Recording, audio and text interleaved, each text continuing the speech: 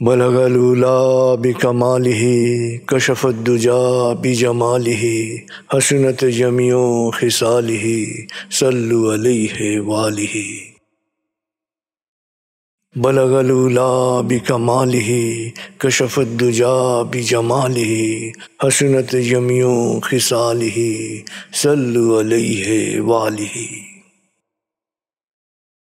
হাদিস পাঠের আসর। প্রিয় শরীদ, আসসালামু আলাইকুম। আপনার উপর শান্তি বর্ষিত হোক। আমি শহীদ আল বুখারী মহাজাতক হাদিস শরীফ বাংলা মর্মবাণী পাঠের আসরে আপনাকে স্বাগত জানাচ্ছি। পরম করুণাময় আল্লাহ রাব্বুল আলামিনের কাছে গভীর কৃতজ্ঞতা প্রকাশ করছি এই আসরের আয়োজন করার তৌফিক দেওয়ার জন্যে। আমরা জানি, যেখানে পরম প্রভুকে স্মরণ করা হয়, স্রষ্টার মহিমা বর্ণনা করা হয়, যেখানে রসুলের বাণী পাঠ করা হয়, সে আসর আল্লাহর রহমতের ছায়াতলে চলে আসে। তাই আসুন মনটাকে আমরা একটু স্থির করি। আরাম করে বসুন, হালকাভাবে চোখ বন্ধ করুন, কয়েকবার নাক দিয়ে ধীরে ধীরে লম্বা দম নিন, নাক দিয়ে ধীরে ধীরে দম ছাড়ুন। ধীরে ধীরে দম নিন, ধীরে ধীরে দম ছাড়ুন। ধীরে ধীরে দম নিন, ধীরে ধীরে দম ছাড়ুন। এবার নিজের অন্তরের দিকে তাকান। আপনার প্রতি আল্লাহর দয়াকে, তার করুণাকে অনুভব করার চেষ্টা করুন।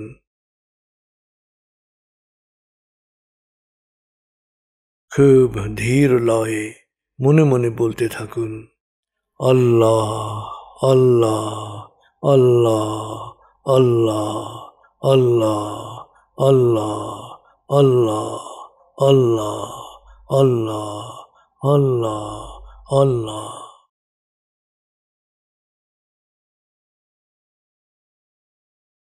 খুব ধীর লয়ে মনে মনে বলতে থাকুন, আল্লাহ আল্লাহ আল্লাহ আল্লাহ আল্লাহ আল্লাহ আল্লাহ আল্লাহ আল্লাহ আল্লাহ।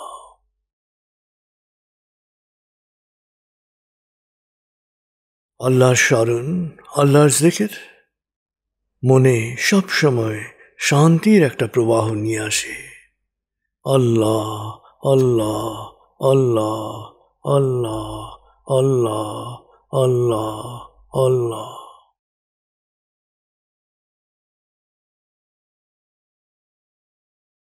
এবার দরুদে ডুবে যান। बलगलूला बिकमालिही कशफद्दुजा बिजमालिही हसनत जमियो खिसालिही सल्लु अलैहि वालिही। बलगलूला बिकमालिही कशफद्दुजा बिजमालिही हसनत जमियो खिसालिही सल्लु अलैहि वालिही। মহানবীর বাণী শোনার জন্য আপনার প্রস্তুতি সম্পন্ন হয়েছে। আপনার মন এখন বাণীর গভীরে প্রবেশ করতে পারবে। হাদিস পাঠের আসরের একবিংশ পর্বে আমরা শুনব হাদিস শরীফ বাংলা মর্মবাণীর 880 থেকে 893। প্রসঙ্গ মা বাবা। হাদিস 880। মা বাবার আন্তরিক খেদমতকারী স্রষ্টার করুণায় ধন্য, আল্লাহ তার আয়ু বৃদ্ধি করেন। বর্ণনাকারী মুয়াজ ইবনে আনাস রাদিয়াল্লাহু আনহু, গ্রন্থনা মুফরাদ তাবারানি। হাদিস 881। মা বাবার প্রতি দায়িত্ব পালন না করা জঘন্য পাপাচারের একটি। বর্ণনাকারী ইমরান ইবনে হুসাইন রাদিয়াল্লাহু আনহু, গ্রন্থনা বাইহাকি তাবারানি। হাদিস 882। পিতামাতা সত্য অস্বীকারী বা শরিককারী হলেও তাদের আন্তরিক খেদমত করবে। বর্ণনাকারী সাদ ইবনে আবু ওয়াক্কাস রাদিয়াল্লাহু আনহু। গ্রন্থনা মুফরাদ বাইহাকি। হাদিস 883। যে ব্যক্তি তার পিতামাতার উভয়কে অথবা পিতা বা মাতাকে বৃদ্ধ অবস্থায় পেয়েও তাদের খেদমত করা থেকে দূরে থাকল, সে আসলে জাহান্নামে যাওয়ার পথই প্রশস্ত করল, সে আসলেই হতভাগা। বর্ণনাকারী আবু হুরায়রা রাদিয়াল্লাহু আনহু। গ্রন্থনা মুসলিম মুফরাদ আহমদ। হাদিস 883 ক। জিহাদে যোগ দেওয়ার উদ্দেশ্যে এক যুবক নবীজি সাল্লাল্লাহু আলাইহি ওয়াসাল্লামের কাছে এসে উপস্থিত হল। নবীজি সাল্লাল্লাহু আলাইহি ওয়াসাল্লাম তাকে জিজ্ঞেস করলেন, তোমার মা বাবা কি জীবিত রয়েছেন? যুবকটি বলল, জি। নবীজি সাল্লাল্লাহু আলাইহি ওয়াসাল্লাম বললেন, তাহলে ফিরে যাও, তোমার জিহাদকে জোরদার করো তাদের সেবা দানের মাধ্যমে। বর্ণনাকারী আব্দুল্লাহ ইবনে আমর রাদিয়াল্লাহু আনহু। গ্রন্থনা বুখারী মুসলিম। হাদিস 884। আল্লাহ একজনের অন্য সকল পাপের শাস্তি মহাবিচার দিবস পর্যন্ত স্থগিত রাখতে পারেন, কিন্তু পিতামাতার ন্যায্য হক আদায় না করার দোষে যে দোষী, তার প্রাথমিক শাস্তি এই পৃথিবীতেই তিনি দেবেন, আর পরকালের শাস্তি পরকালে। গ্রন্থনা বাইহাকি। হাদিস 885। সন্তানের আচরণে পিতামাতা তুষ্ট হলে আল্লাহ সন্তুষ্ট হন, আর সন্তানের আচরণে পিতামাতা অসন্তুষ্ট হলে আল্লাহ অসন্তুষ্ট হন। বর্ণনাকারী আব্দুল্লাহ ইবনে আমর রাদিয়াল্লাহু আনহু। গ্রন্থনা তিরমিজি তাবারানি। হাদিস 885 ক। একজন প্রশ্ন করলেন, সন্তানের উপর মা বাবার কি কি অধিকার রয়েছে? তারাই তোমার জান্নাত, তারাই তোমার জাহান্নাম। নবীজি সাল্লাল্লাহু আলাইহি ওয়াসাল্লামের জবাব, অর্থাৎ তাদের প্রতি তোমার আচরণই তোমাকে জান্নাত বা জাহান্নামে নেবে। বর্ণনাকারী আবু উমামা রাদিয়াল্লাহু আনহু। গ্রন্থনা ইবনে মাজাহ। হাদিস 886। আমি নবীজি সাল্লাল্লাহু আলাইহি ওয়াসাল্লামকে জিজ্ঞেস করলাম, আমার কাছ থেকে সুন্দর ব্যবহার ও সেবা পাওয়ার অধিকার কার সবচেয়ে বেশি? নবীজি সাল্লাল্লাহু আলাইহি ওয়াসাল্লাম উত্তর দিলেন, তোমার মা। আমি আবার প্রশ্ন করলাম, তারপর? উত্তর, তোমার মা।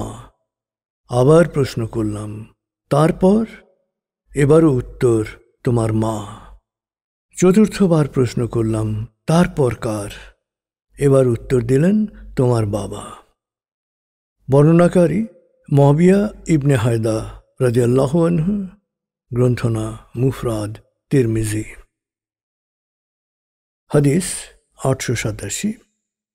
আমি নবীজি সাল্লাল্লাহু আলাইহি ওয়াসাল্লামকে জিজ্ঞেস করলাম, একজন নারীর ওপর কার অধিকার সবচেয়ে বেশি? তিনি বললেন, তার স্বামীর। তাহলে একজন পুরুষের উপর সবচেয়ে বেশি অধিকার কার? তিনি বললেন, তার মায়ের। বর্ণনাকারী আয়েশা রাদিয়াল্লাহু আনহা। গ্রন্থনা হাকেম। হাদিস 888। পিতামাতাকে গালি দেয়া কবিরা গুনাহ। সাহাবীরা বিস্মিত হয়ে জিজ্ঞেস করলেন, একজন তার পিতামাতাকে কিভাবে গালি দিতে পারে? নবীজি সাল্লাল্লাহু আলাইহি ওয়াসাল্লাম বললেন, যখন কেউ অন্যের পিতামাতাকে গালি দেয়, উত্তরে তখন অপরজন তার পিতামাতাকে গালি দেবে, অর্থাৎ অন্যের পিতামাতাকে গালি দিয়ে নিজের পিতামাতাকে গালি খাওয়ানোই নিজের পিতামাতাকে গালি দেয়া। বর্ণনাকারী আব্দুল্লাহ ইবনে আমর রাদিয়াল্লাহু আনহু। গ্রন্থনা মুসলিম তিরমিজি মুফরাদ। হাদিস 889। পিতামাতার সাথে সম্পর্কচ্ছেদ ও দুর্ব্যবহার জঘন্য গুনাহ।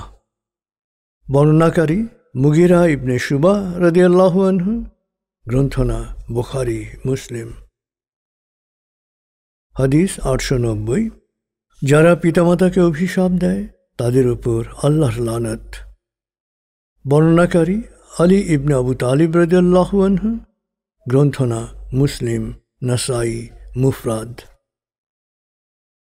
হাদিস 891। পিতাকে নাম ধরে ডাকবে না। কোনো মজলিসে তিনি বসার পর তুমি বসবে, হাঁটার সময় তার পেছনে থাকবে।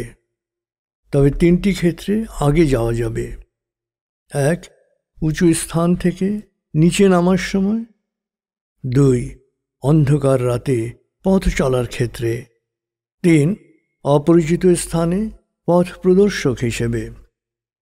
বর্ণনাকারী আবু হুরায়রা রাদিয়াল্লাহু আনহু, গ্রন্থনা মুফরাদ বুখারী। হাদিস 892।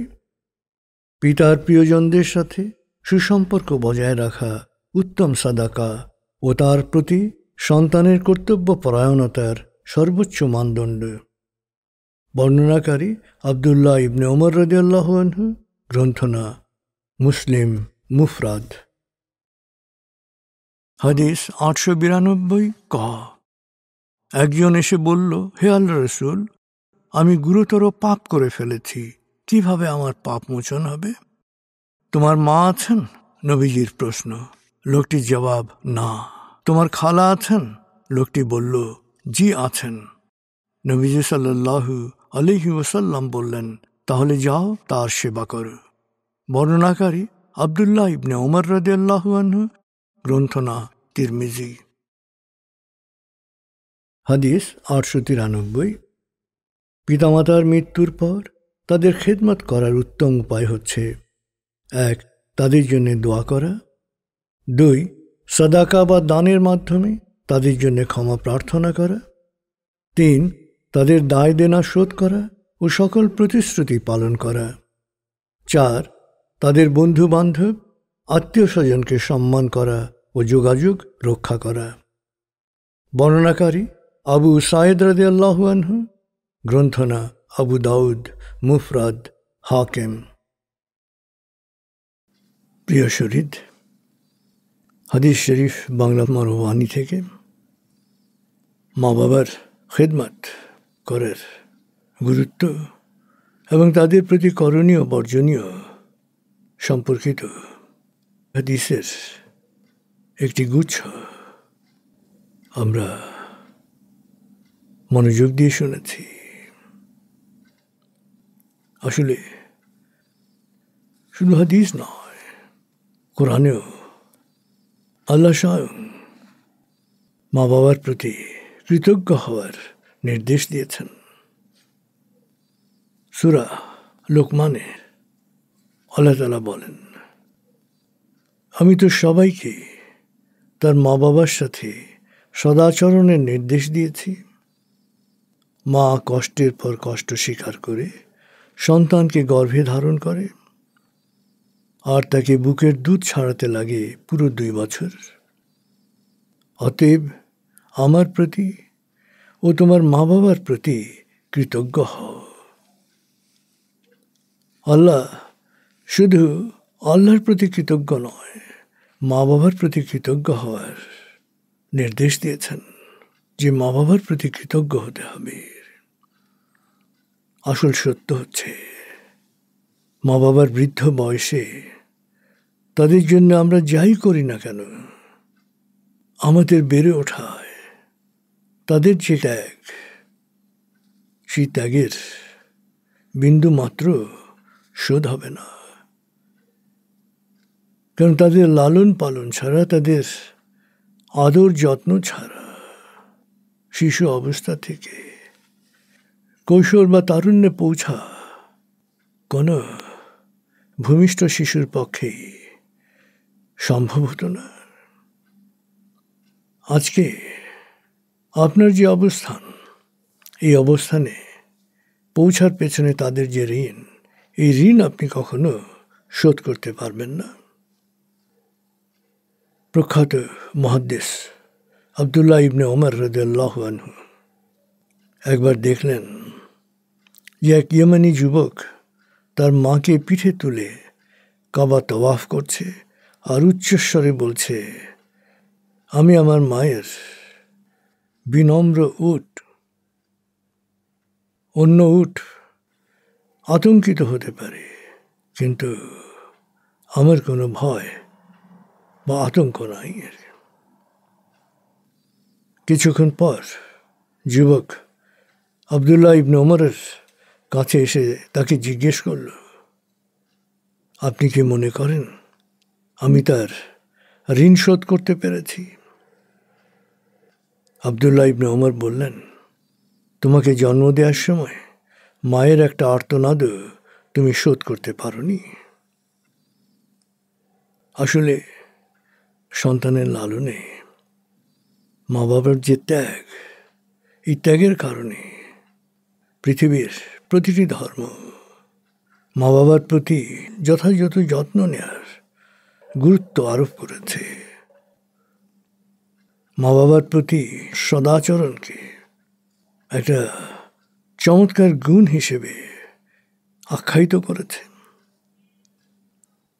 আর কোরআনের একাধিক আয়াতে তাওহীদ বা আল্লাহর একত্বে বিশ্বাসের পরই মা বাবার প্রতি কর্তব্যকে একজন মানুষের প্রধান দায়িত্ব হিসেবে ঘোষণা করা হয়েছে। এবং শুধু বিশ্বাসী মা বাবার প্রতি ভালো ব্যবহার করার নির্দেশ দেয়নি। রাসূলুল্লাহ সাল্লাল্লাহু আলাইহি ওয়াসাল্লাম সুস্পষ্টভাবে বলেছেন যে পিতা মাতা সত্য অস্বীকারী বা শরিককারী হলেও তাদের আন্তরিক খেদমত করবে। ইমাম বুখারী তার বিখ্যাত বই আল আদাবুল মুফরাদ শুরুই করেছেন মা বাবার প্রতি কর্তব্য অধ্যায় দিয়ে, অর্থাৎ শুদ্ধাচার ও শিষ্টাচারের প্রথম ধাপ হল মা বাবার প্রতি সদাচরণ। আবদুল্লাহ ইবনে মাসউদ বর্ণনা করেন, আমি নবীজি সাল্লাল্লাহু আলাইহি ওয়াসাল্লামকে জিজ্ঞেস করলাম, আল্লাহর কাছে সবচেয়ে পছন্দনীয় কাজ কি? তিনি জবাব দিলেন, সময় মতো নামাজ আদায় করা, এরপর মা বাবার প্রতি কর্তব্য পালন করা, তারপর আল্লাহর পথে জিহাদ করা। আবদুল্লাহ ইবনে আব্বাস রাদিয়াল্লাহু আনহু বর্ণিত বাইহাকি শরীফের হাদিসে বলা হয়েছে যে প্রত্যেক মুসলমান যার মা বাবা রয়েছেন এবং যে প্রতিদিন সকালবেলা তাদের প্রতি কর্তব্য সম্পাদনের নিমিত্ত তাদের সালাম করে, তখন আল্লাহ বেহেশতে দুটো তোরণ তার জন্য খুলে দেন। যদি তার মা বাবার মধ্যে একজন থাকেন তাহলে একটি তোরণ খোলা হয়। যদি তাদের কেউ তার প্রতি অসন্তুষ্ট হয় তাহলে তারা সন্তুষ্ট না হওয়া পর্যন্ত আল্লাহ তার উপর সন্তুষ্ট হবেন না। আবদুল্লাহ ইবনে আব্বাস রাদিয়াল্লাহু আনহুকে জিজ্ঞেস করা হলো, যদি তার পিতামাতা তার সাথে অন্যায় করেন তাহলে? তিনি বললেন, তার পিতামাতা তার প্রতি অন্যায় করে থাকলেও তার কর্তব্য হচ্ছে তার পিতামাতার খেদমত করা। নবীজি সাল্লাল্লাহু আলাইহি ওয়াসাল্লাম মা বাবার প্রতি দায়িত্ব পালনকে কত গুরুত্ব দিয়েছেন তা আবদুল্লাহ ইবনে আমর বর্ণিত দুটো হাদিস থেকে আমরা বুঝতে পারি। দুটো হাদিসই বুখারী, মুসলিম, আবু দাউদ, নাসাই ও তিরমিজি শরীফে অন্তর্ভুক্ত হয়েছে।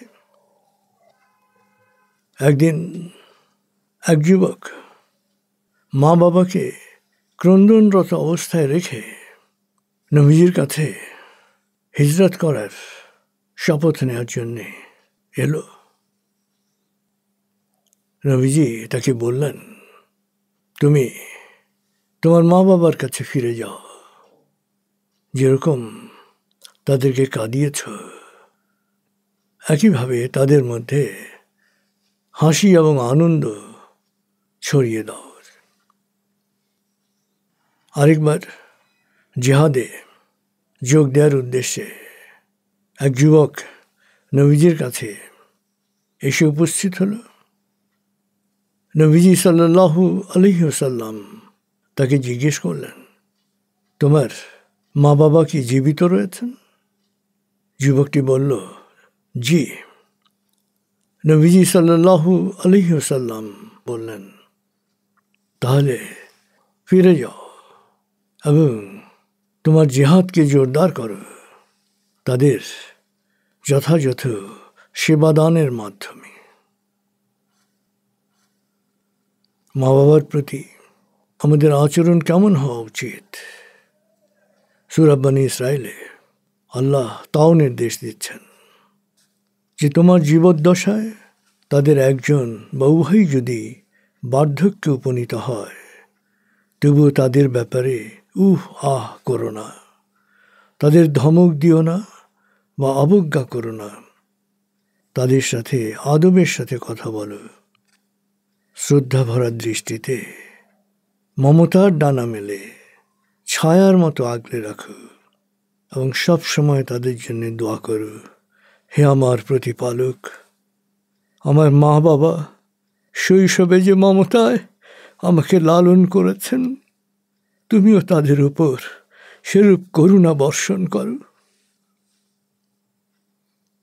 আসলে ইসলাম মা বাবার প্রতি সদাচরণ করার ও তাদের যথাযথ যত্ন নেওয়াকে আমাদের প্রত্যেকের জন্য দায়িত্ব ও কর্তব্য হিসেবে ঘোষণা করেছে। এবং এর কারণ দ্বিবিধ। আসলে যখন সন্তান তারুণ্যে বা যৌবনে পৌঁছে নিজেকে নিয়েই ব্যস্ত হয়ে পড়ে, তখন তার শক্তি, তার যৌবন, তার মর্যাদা, তার মধ্যে গর্ববোধ সৃষ্টি করে।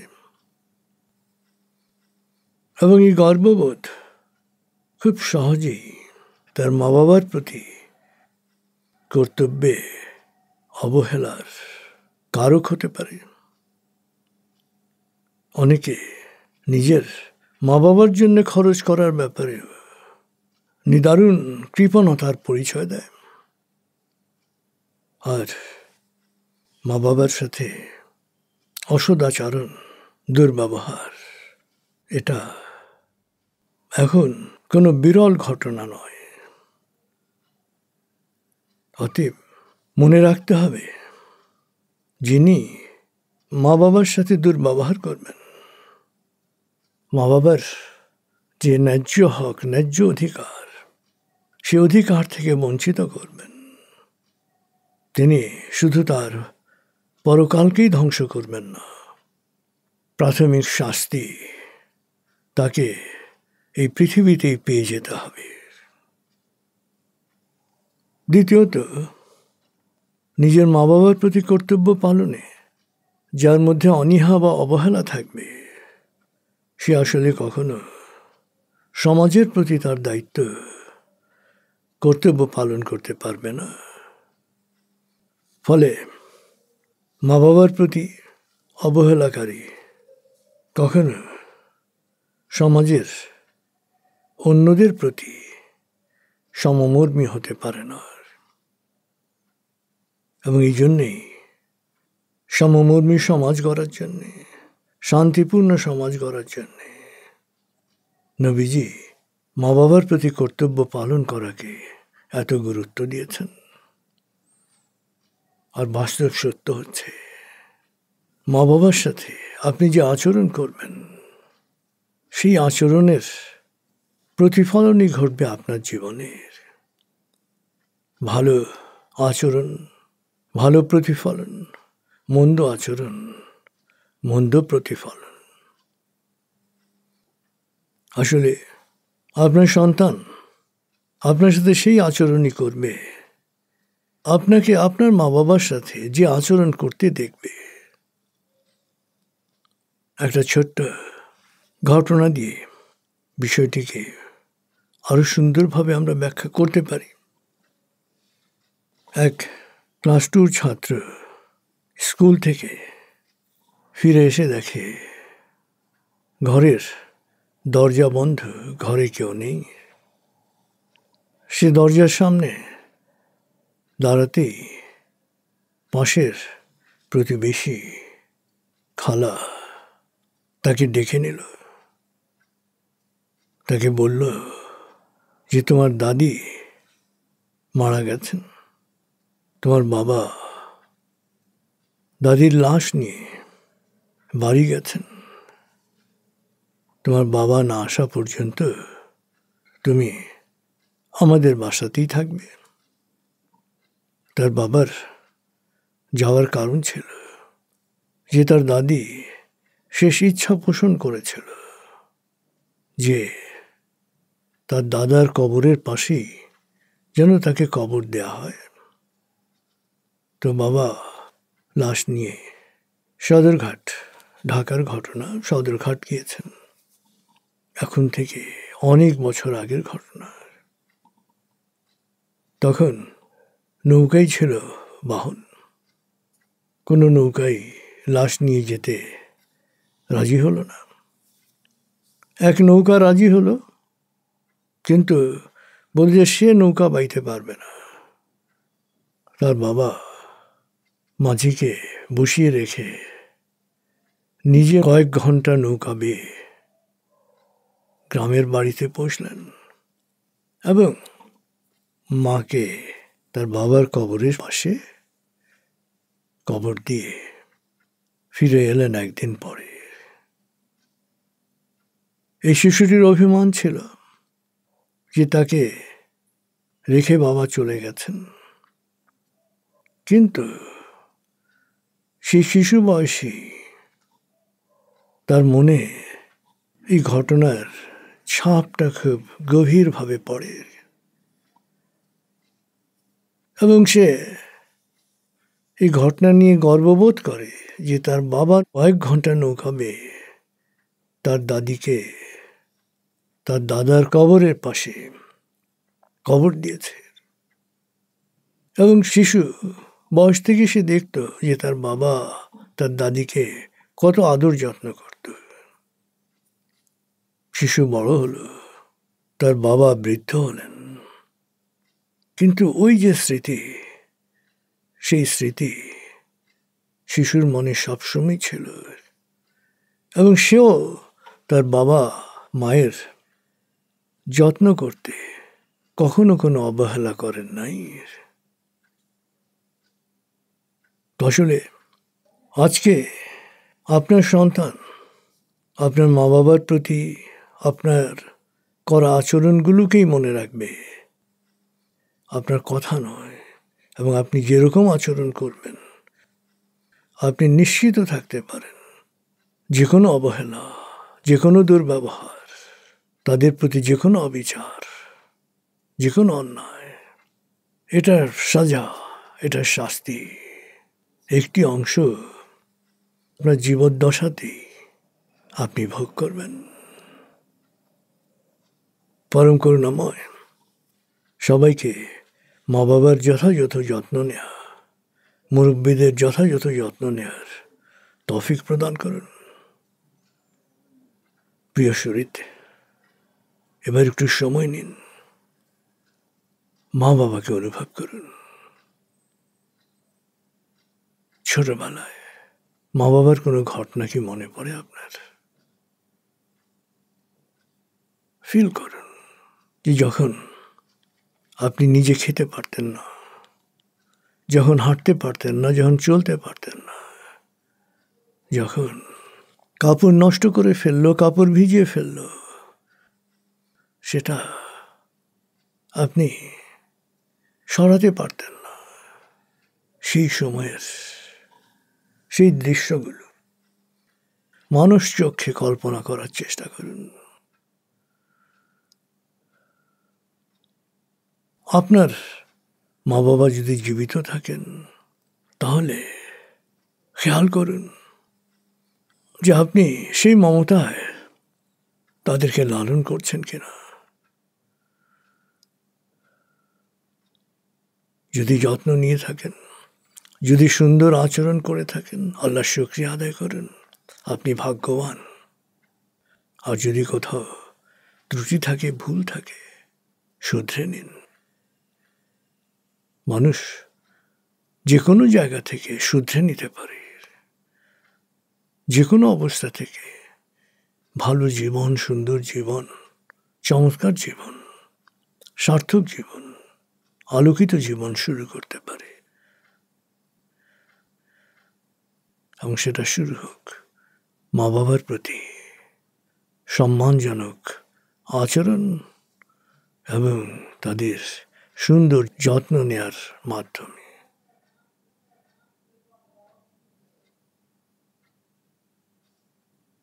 এবার মা বাবা যদি পৃথিবী ছেড়ে চলে গিয়ে থাকেন তাদের জন্য দোয়া করুন।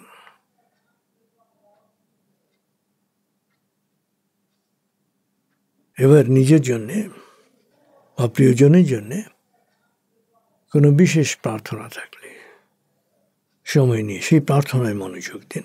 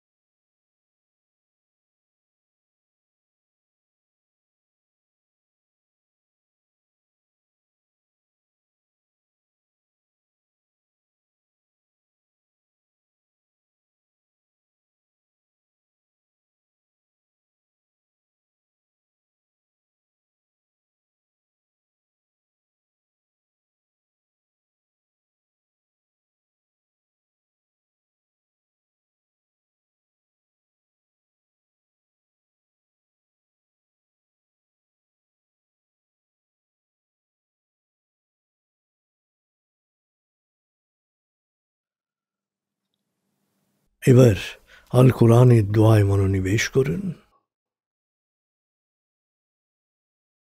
আল কোরআন দোয়া। আল কোরআনের মূল শিক্ষা শুকরিয়া ও দোয়া। শুকরিয়া ও দোয়া আপাত অসম্ভবকে সম্ভব করে, অন্তরে প্রশান্তি আনে, দুনিয়া ও আখিরাতের কল্যাণকে নিশ্চিত করে। তাই আসুন আমরা দোয়ায় লীন হই। বিসমিল্লাহির রহমানির রহিম। সকল প্রশংসা বিশ্বজাহানের প্রতিপালক হে আল্লাহ তোমারই জন্যে। তুমি দয়াময়, মেহেরবান, প্রতিদান দিবসের মালিক। আমরা শুধু তোমারই ইবাদত করি, শুধু তোমারই সাহায্য চাই। প্রভু হে, তোমার প্রিয়জনদের সহজ সরল আলোকিত পথে আমাদের পরিচালিত করে। প্রভু হে, বিভ্রান্ত অভিশপ্তদের অন্ধকার গহ্বর থেকে তুমি আমাদের রক্ষা করো। আমিন। হে আমাদের প্রতিপালক, আমাদের দুনিয়ার কল্যাণ ও আখিরাতের কল্যাণ দান করো। আগুনের শাস্তি থেকে আমাদের রক্ষা করো। হে আমাদের প্রতিপালক, আমরা ঈমান এনেছি, তুমি আমাদের ক্ষমা করো, তুমি আমাদের করুণা করো, তুমি করুণা নিধান।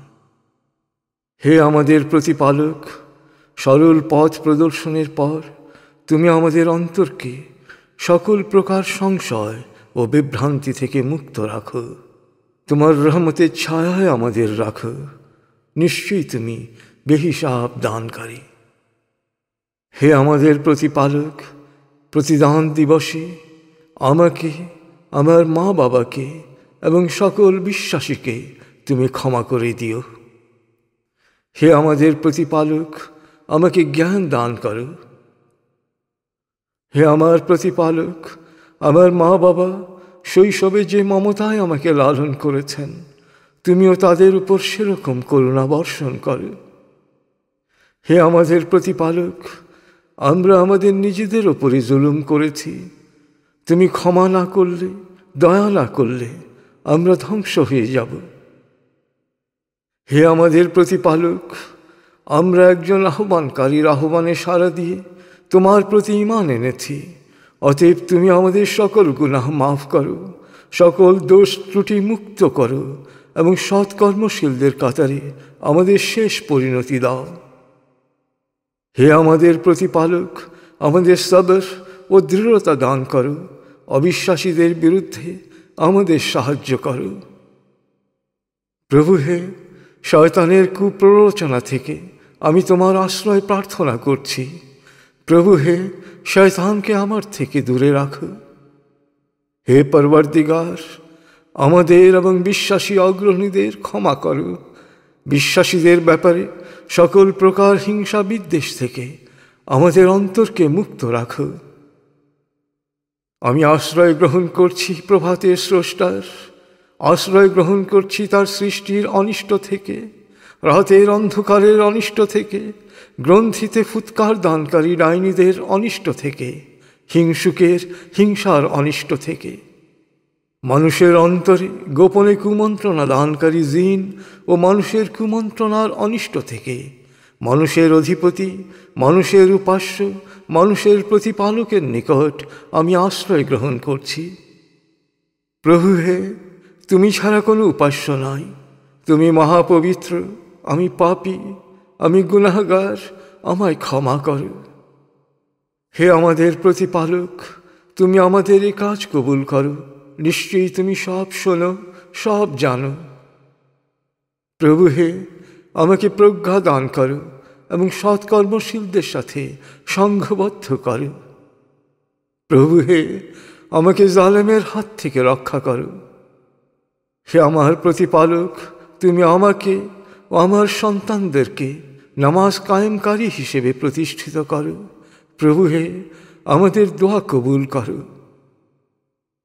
হে আমার প্রতিপালক, দুনিয়া ও আখিরাতের মালিক, আমাকে সমর্পিত ও সৎকর্মশীলদের সাথে সংঘবদ্ধ মানুষ হিসেবে মৃত্যু দান করো। হে আমাদের প্রতিপালক, আমাদের পাপ মোচন করো। সকল বাড়াবাড়ির জন্যে আমাদের ক্ষমা করো। বিশ্বাসে দৃঢ় রাখো, অবিশ্বাসের বিরুদ্ধে বিজয় আমাদের সাহায্য করো। প্রভু হে, আমাদের জালেমের হাতে নিগৃহীত করো না। প্রভু হে, দয়া করো, জালেমের জুলুম থেকে আমাদের মুক্তি দাও। প্রভু হে, আমি অসহায়, তুমি এর প্রতিবিধান করো। হে আমাদের প্রতিপালক, আমাদের যদি ভুল বা ত্রুটি হয়, সেজন্য আমাদের পাকড়াও করো না। প্রভু হে, আমাদের পূর্বসূরীদের উপর যেরূপ গুরুভার অর্পণ করেছিলে, আমাদের ওপর তেমন ভার চাপিয়ে দিও না। প্রভু হে, আমাদের ওপর সাধ্যাতীত কোনো দায়িত্ব দিও না। আমাদের ক্ষমা করো, দয়া করো, তুমি আমাদের প্রভু। অবিশ্বাসীদের বিরুদ্ধে আমাদের সাহায্য করো। হে আমাদের প্রতিপালক, তুমি যা নাজিল করেছ তা আমরা মেনে নিয়েছি এবং তোমার রসুলের অনুসরণ করছি। অতএব সত্যের সাক্ষীর তালিকায় আমাদের নাম অন্তর্ভুক্ত করো। প্রভু হে, আমাকে সৎকর্মশীল সন্তান দান করো। প্রভু হে, আমার হৃদয় প্রশস্ত করে দাও, আমার কাজকে সহজ করে দাও, আমার কণ্ঠের জড়তা দূর করে দাও, যেন সবাই আমার কথা বুঝতে পারে। হে আমাদের প্রতিপালক, আমাদের ধৈর্য দাও, বিশ্বাসে দৃঢ়তা দাও, আমাদের সমর্পিতের মৃত্যু দান করো। হে আমাদের প্রতিপালক, আমরা তোমারই ওপর ভরসা করেছি, তোমারই দিকে তাকিয়ে আছি এবং শেষ পর্যন্ত তোমার কাছেই আমরা ফিরে যাব। প্রভু হে, আমরা যেন অবিশ্বাসীদের নিপীড়নের শিকার না হই। আমাদের সকল অপরাধ ক্ষমা করো, তুমি প্রজ্ঞাময়, মহাপরাক্রমশালী। আমার সালাত, আমার কোরবানি, আমার জীবন, আমার মরণ, আমার সব কিছুই মহাবিশ্বের প্রতিপালক আল্লাহরই জন্যে। তিনি একক ও অদ্বিতীয়, এ আদেশই আমি পেয়েছি। আমি সমর্পিতদের মধ্যে প্রথম। রোগ যন্ত্রণা, দুঃখ কষ্টে আমি জর্জরিত। প্রভু হে, দয়া করো, তুমি পরম করুণাময়। হে আল্লাহ, তুমি আমাদের রক্ষক, তুমি আমাদের ক্ষমা করো, দয়া করো, তুমি সর্বোত্তম ক্ষমাকারী। হে আল্লাহ, আমরা তোমার নির্দেশ শুনেছি এবং মেনে নিয়েছি। আমরা তোমারই কাছে ক্ষমা চাচ্ছি। শেষ পর্যন্ত আমরা তোমারই কাছে ফিরে যাব। প্রভু হে, আমাদের স্ত্রী ও সন্তানদের আমাদের তৃপ্তি ও আনন্দের উৎসে পরিণত করো এবং আমাদের সত্য সচেতনদের আদর্শে পরিণত করো। হে আমার প্রতিপালক, তুমি আমার ও আমার মা বাবার প্রতি যে অনুগ্রহ করেছ, সেই জন্য শুকরগুজার হওয়ার তৌফিক আমাকে দাও। তোমাকে খুশি করার মতো সৎকর্ম করার শক্তি আমাকে দাও। প্রভু হে, অনুগ্রহ করে তোমার সৎকর্মশীল বান্দাদের মধ্যে আমাকে অন্তর্ভুক্ত করো। হে আল্লাহ, সকল ক্ষমতার মালিক, তুমি যাকে ইচ্ছা ক্ষমতা দান করো, যাকে ইচ্ছা ক্ষমতাচ্যুত করো, যাকে ইচ্ছা সম্মানিত করো, যাকে ইচ্ছা অপমানিত করো। তুমি সর্বশক্তিমান, সকল কল্যাণ ও মঙ্গলের আধার। তুমি দিনের আলোকে করো অন্ধকারে লীন, আর রাতের নিকষ আধার ভেদ করে আনো সোনালি সকাল। তুমি প্রাণহীনকে দাও প্রাণ, আর প্রাণবন্তকে করো প্রাণহীন। তুমি যাকে চাও বেহিসাব রিজিক দান করো। হে আল্লাহ, সকল ক্ষমতার মালিক, তুমি আমাদের ক্ষমা করো, তুমি আমাদের কবুল করো। আমার ত্যাগ, আমার শরণ, আমার মেধা, আমার মনন, আমার কলম, আমার বচন, আমার শক্তি, আমার ধন, আমার জীবন, আমার মরণ, আমার সব কিছুই মহাবিশ্বের প্রতিপালক হে আল্লাহ তোমায় করছি সমর্পণ। অনন্ত অসীম দয়াময় প্রভু, তুমি নিরঞ্জন। তোমার রহমতের ছায়ায় আমায় রাখো সারাক্ষণ। আমার ত্যাগ, আমার শরণ, আমার মেধা, আমার মনন, আমার কলম, আমার বচন, আমার শক্তি, আমার ধন, আমার জীবন, আমার মরণ, আমার সব কিছুই মহাবিশ্বের প্রতিপালক হে আল্লাহ তোমায় করছি সমর্পণ। অনন্ত অসীম দয়াময় প্রভু, তুমি নিরঞ্জন। তোমার রহমতের ছায়ায় আমায় রাখো সারাক্ষণ। আমার ত্যাগ, আমার শরণ, আমার মেধা, আমার মনন, আমার কলম, আমার বচন, আমার শক্তি, আমার ধন, আমার জীবন, আমার মরণ, আমার সব কিছুই মহাবিশ্বের প্রতিপালক হে আল্লাহ তোমায় করছি সমর্পণ। অনন্ত অসীম দয়াময় প্রভু, তুমি নিরঞ্জন। তোমার রহমতের ছায়ায় আমায় রাখো প্রতিক্ষণ। আমিন। পরম করুণাময়, আমাদের হাদিস পাঠের আসরকে সৎকর্ম হিসেবে কবুল করুন এবং আজকের আসরে অংশগ্রহণকারী সবাইকে দুনিয়া ও আখেরাতে সফল ও সম্মানিত করুন। আমিন। খুদা হাফিজ। আসসালামু আলাইকুম। আপনার উপর শান্তি বর্ষিত হোক।